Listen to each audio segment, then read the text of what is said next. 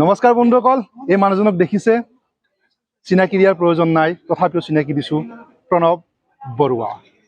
যোৱা বছৰ হেঙুলৰ মঞ্চত আপোনালোকে দেখিছিলে চুম্বক, এইবাৰ মঞ্চস্থ হৈ আছে গণ্ড। যোৱাকালি এইখন মঞ্চতে মঞ্চস্থ কৰিছিলে গণ্ড। প্ৰণৱ দা, আপুনি এই যে নাটক, ইমান সুন্দৰ নাটক লিখিবলৈ কেনেকৈ প্ৰেৰণা পালে? প্ৰেৰণা মানে কি হয়, আচলতে মোৰ দেউতা আমাৰ নগাঁৱত খুব ভাওনা সংস্কৃতিটো আছে। মোৰ দেউতা নিজে সূত্ৰধাৰ এজন, ভাওনা মানে সূত্ৰধাৰ, আৰু তেওঁ যিবিলাক মানে বজাৱলী ভাষাৰ কল্পনাপ্ৰসূত নাটকবোৰ অংকীয়া ভাওনা নহয় দেই, বজাৱলী ভাষাৰ যিবিলাক ভাওনা আমাৰ নগাঁও দিশে খুব চলে, নগাঁও, বৰদোৱা এনেকুৱা ধৰণৰ নাটকবোৰ দেউতাই লিখিছিল। দেউতাৰ আখৰবোৰ খুব ধুনীয়া আছিল। দেউতাৰ আখৰ দেখি মোৰ চাগে মন গ'ল লিখিবলৈ মন গ'ল। নহয়, মোৰ প্ৰশ্নটো হ'ল কি, ইমান ধুনীয়া কেনেকৈ লিখে? ধুনীয়া বুলি নহয়, মনৰ ভাৱটো প্ৰকাশ কৰিবলৈ চাওঁ।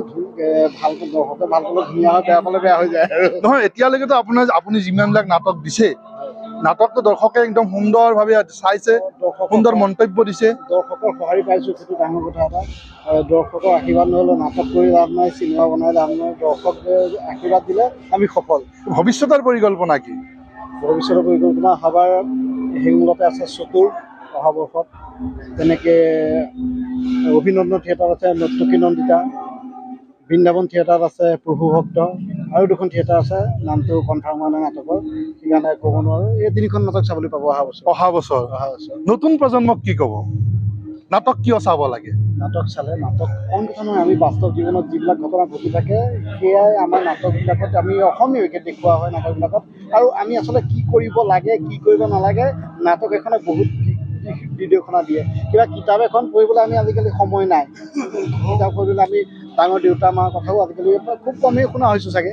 নাটক এখন এণ্টাৰটেইনৰ কাৰণে বহি চাবলৈ লৈ পেলাই যদি আমি কিবা অলপ শিক্ষা লৈ যাব পাৰোঁ, আৰু শিক্ষা ল'ব পাৰিবই সকলোৱে। সাধাৰণতে আমি দেখিবলৈ পাওঁ, নাটকৰ সমালোচনা কৰিলে নাট্যকাৰে বেয়া পায়। আপুনি কি ভাবে? মই বেয়া নাপাওঁ। মই সমালোচনা চাগে মোক যিসকলে বহুতে সমালোচনা কৰিছে, আৰু তেওঁলোকৰ প্ৰতিটো সমালোচনাই মই ব্যক্তিগতভাৱে হওক, ছ'চিয়েল মিডিয়াৰ যোগে হওক, মই তেওঁলোকৰ সমালোচনা তাৰ ওপৰত মই লিখিছোঁ। মানে তেওঁলোকৰ যিখিনি লিখিলে হয়, মই পিছত ভাবোঁ হয়তো এনেকৈ কৰা হ'লে মোৰ নাটকখন বেছি ভাল হ'লহেঁতেন, এইখিনি মই ভুল কৰিছোঁ। এই সমালোচনাই অহাবাৰৰ কাৰণে মোক চাগে শুদ্ধ কৰিবলৈ সাহস দিছে।